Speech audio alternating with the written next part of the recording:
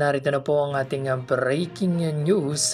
Supreme Leader ng Iran na si Ali Khamenei iniulat na namatay matapos ang ginawang pag-atake ng Israel sa Iran.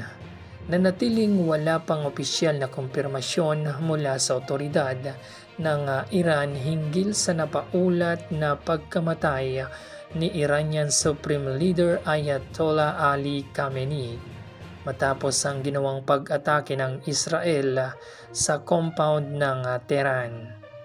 Subalit kinumpirma ito ng isang mataas na opisyal ng Israel ang pagkasawi ni Khamenei matapos matagpuan di umano ang kanyang bangkay.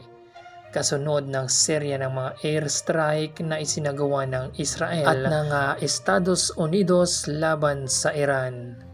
Nauna nang sinabi ng punong ministro o Prime Minister ng Israel na si Benjamin Netanyahu na winasak ng mga puwersa ng Israel ang compound ng Khamenei at napatay ang ilang matataas na opisyal ng Islamic Revolutionary Guard Corps, kabilang ang ilang opisyal na itinuturing na nauugnay sa nuclear program ng Iran.